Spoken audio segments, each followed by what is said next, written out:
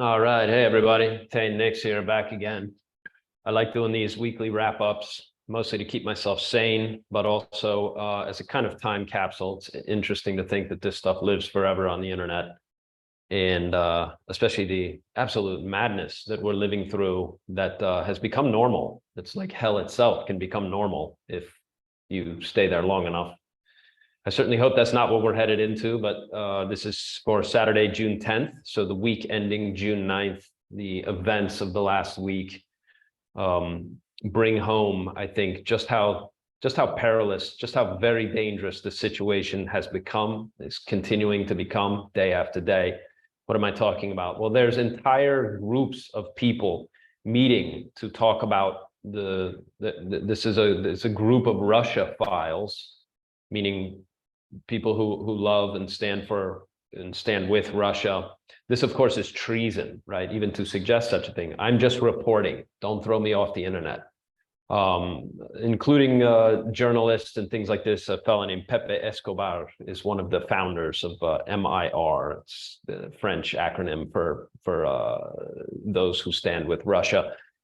And the situation, of course, is very, very dire in the conflict with the Ukraine. It's hard to know what's going on. You can listen to various people. A guy named Douglas McGregor seems to be a reasonable, a cool head in the entire thing. The unbelievable levels of propaganda coming from Western media, everything from, of course, CNN to MSNBC. What really is happening? I don't pretend to know, but I doubt it's what everybody's being told, as the deep state wing of the propaganda arm of the government has really taken over in the United States. And it's very hard to imagine anybody getting any kind of actual legitimate information. The concept in the West now seems to be that if you want reality to be something other than it is, all you have to do is indicate that you now want things to be different, and everybody's supposed to go along with it.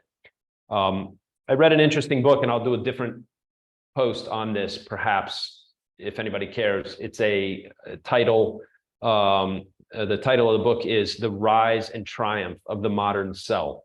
And the author is really tracking this very strange mental kind of defect, if you will. And it's a very well-written book that explains the rise of how personal psychology and the subjective psychology of the individual has essentially taken over as the premier criteria for what is real. So if I say that I'm a woman today, you have to go along with that, not because of anything that's factually correct or incorrect about it, because that's no longer the important criteria. The factual aspect of whether you have male genitalia or female genitalia, and the sex thing, he explains why and how essentially this is the culmination of Freud and the sexual revolution that began in the 60s, is now this unbelievable assault on everything that is considered to be objective reality, in favor of no, right? What has to take preeminence now is that if you want reality to be something else, well, all you have to do is say that, and everybody's supposed to go along with it. It's obviously very dangerous. It goes way beyond just the whole sexual deviancy of transgenderism and all the rest, which is a real problem. And the people going through that are destroying their own lives, but obviously it's making everybody else insane too. And that's partly the point, is that by design. This is the author did a very good job, I think, of articulating exactly what that is. So if you're into such deep academic discussions, or if you just, like me, you prefer to understand what's happening and sort of why all this is taking place, I think the author does just an outstanding job of laying that out. But in any case, leaving that aside, I think it's relevant to recognize the same kind of shenanigans are, of course, going on at the level of the state government. The United States government continues to believe that, obviously, if we say something and other countries their job is not to ask any questions, their job is to obey, because Washington said you're supposed to obey, and that's that. And obviously the rest of the world doesn't give a shit what people in Washington think, and that there is such a disconnect between what the people in Washington, who control enormous resources, not just in terms of media, but obviously actual weapons of destruction, are ordering the rest of the world to do things that is not in their best interest. Nobody's really interested in following along and obeying what people in Washington think. And that, of course, the move is just to double down. And if you're not going to obey, well, then damn it, we're going to punish you for not obeying. And obviously, this is a very, very dangerous tit for tat thing that's going on.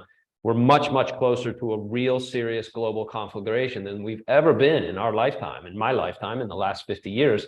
And nobody seems to care, which is just bizarre beyond belief. I talked to most of my conversations with other people in the United States are just surreal.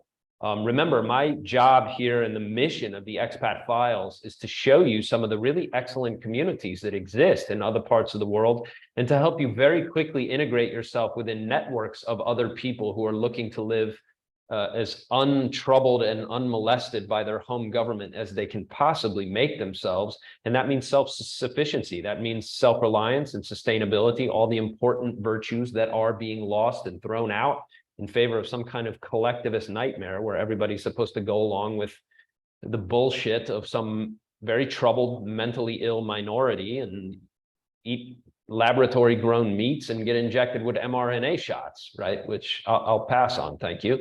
And so Expat Files is really, I'm making this a hub for anybody who has enough sense and who understands the madness of what's taking place to take action to help yourself, protect your family, protect your wealth, put yourself in a position to survive and thrive with whatever's coming, not as a sort of like rip your hair out and run around the house screaming in panic, but just as a commonsensical understanding of what's taking place. There's no downside to having a plan B. And the best possible news is that you can do most of this without even leaving the country and really protect yourself from what's coming. So end of commercial. But Anthony Blinken and this Jake Sullivan, these two clowns apparently were scheduled or have already been to Saudi Arabia. I guess they're going to make more demands to the Saudi government, who of course have no interest in doing what Washington says and are completely opposed to anything these guys stand for. But I think the idea is that they're supposed to go and order the Saudis to ramp up oil production so we don't have a big spike in prices, which is coming. And that, right, somehow the Saudis are somehow going to go along with this. I don't think that that's going to be the case. Obviously, I have no special intelligence or way of knowing what's happening any better than anybody else reading the news. I'm looking for news sources outside of the normal flow of what I think passes for so-called news for most people, right, within the mainstream. And so it highlights the unbelievable idiocy that there are still people who believe that the US is going to be obeyed. I'm interested in highlighting for you whether you agree with that or not, and whether it turns out to be true or not, the consequences if that ends and things go wrong. It is ending. The Saudis, of course, have made very clear that they're not interested in appeasing the US. They're signing on to sell oil to the Chinese in Chinese yuan. There's all kinds of signs that the Middle East is finally getting its act together from all of the disorder that was created by US intervention from Iraq to Syria to Afghanistan, like all in throughout the Central Asia and Middle Eastern region. All of that is now swinging very, very hard in the other direction. They're not going to have US intervention, and the incredible destabilization of US policies that were basically the norm from 2001 onward, and certainly from Bush's great big mission accomplished debacle invading Iraq, and then 20 years of bloodshed in Afghanistan as well. And so all of that's ending. And because it's all ending, obviously there's going to be some geopolitical implications for that. It's not clear that any of the people in Washington, from Biden to Victoria Nuland to any of these clowns, actually understand what the implications of their failure are going to be. I'm trying to wake you up to the fact, to the idea that it's not going to play out the way these people keep thinking it's going to play out. And because that's going to collapse and fail and no longer be in the US's favor to just push people around geopolitically, there's going to be consequences for you and your family. And those consequences will come down to whether or not you're able to maintain your freedom of movement, your freedom of speech, your freedom to do what you wish, where you wish, with whom you wish, how you wish, etc. And so this is the time to be looking at a kind of plan B outside your home government. If I'm wrong and everything goes as planned for these people, who seem to be very in over their heads. Blinken and Sullivan and Newland, all of these people seem like they're real lightweights, but their trump card, so to speak, is, well, we're the US and you better obey or else. And the or else part is, okay, so what are you going to do? Just attack everybody in the world? Are we just going to blow up everybody in the world? That's our plan? Because I don't think these people see it as being in their best interest to continue to sort of kowtow to what people in Washington say they should do. And the deviation from, right, 40 to 80 years of being told what to do by the US is obviously going to have some very disrupting kind of consequences for people in the US who are counting on things to continue sort of status quo. And so the question, I think, for everybody watching this, and then I'll wrap up with the piece of news that came 2 nights ago. Where do your loyalties lie? When my family and my antecedents came to the US from old Europe, they were fleeing government that behaved very much like you see people in Washington behaving now, right? There's tremendous censorship. You can get in deep trouble. Probably I would get in trouble for posting this video. I don't actually know. Nobody actually knows. I'm certainly not a fan of any other government or any other politicians, but even something like this could be taken to mean, oh, this guy's against the US. No, I'm against stupidity, and I'm against the kind of tyranny that we're seeing now. And everybody should be speaking out against the policies that are clearly undermining the very, very important values that made the West, and in particular the United States, the light of the world. And that all of that is being lost and that nothing's really being done about it. Well, I guess it's time to speak up. And so hopefully, this won't be my last message, but you have to decide if your loyalties are going to lie with the ideals that made the culture something special, or if the idea of loyalty really comes down to obeying the people who run your institutions, who happen to be criminally insane right now. Because I tell you truthfully, that decision on your part, and it is a personal decision. Right now, as I'm recording this, you still have all kinds of options to protect yourself from what's coming.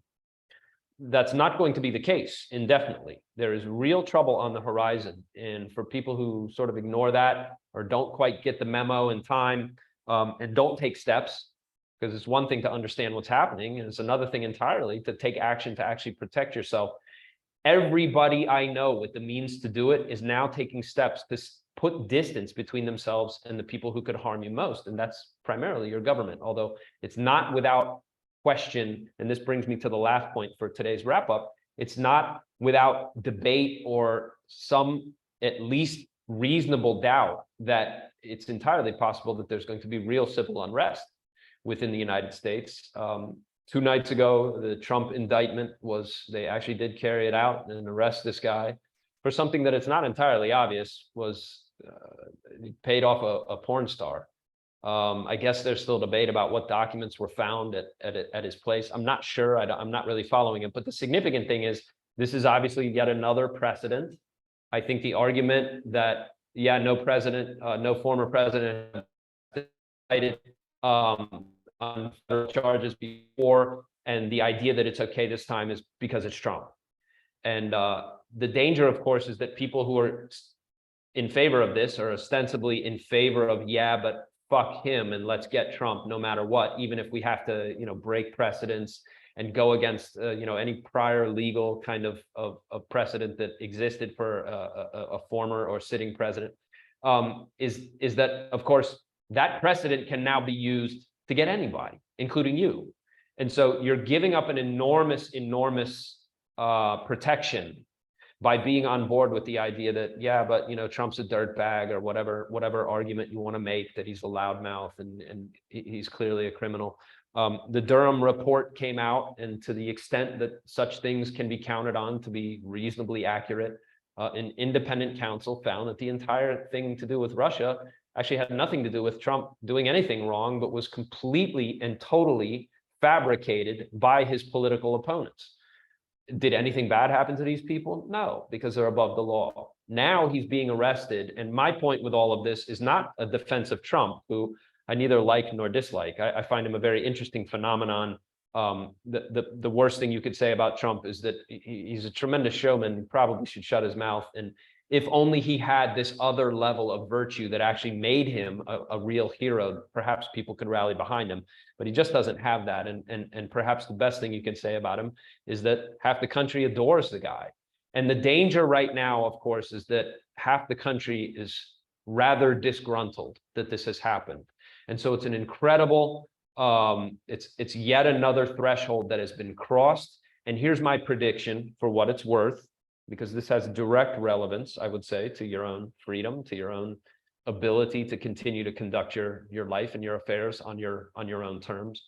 I think the enormous effort the government has gone to first of all arrest this guy and to put in place the enormous apparatus of censorship and tracking and all of the various things that have been done to try to now follow everything that everybody is saying online. If you're a Trump fan and you're outraged by what has happened, you better watch what you post on social media, because they will be making lists of you. They will be tracking you. They will be looking for any reason to call you a white fundamentalist Christian supremacist who needs to be dealt with because of national security and all the rest. And so you better watch yourself.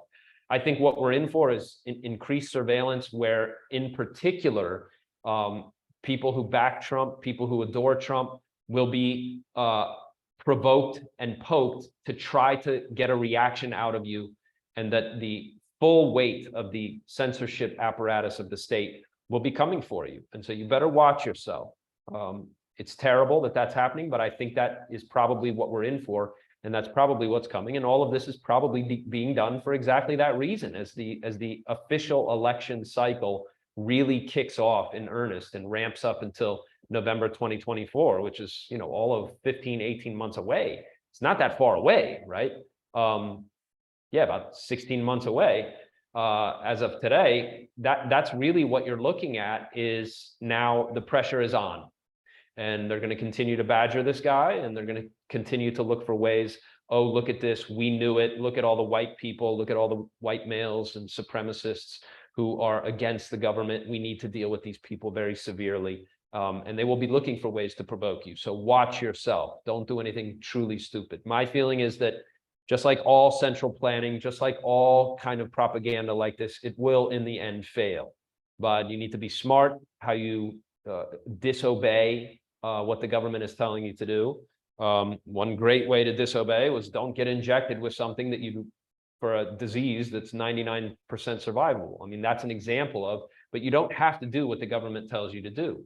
But I would watch yourself. Don't be putting out inflammatory kind of comments on behalf of Trump and to show your support for Trump.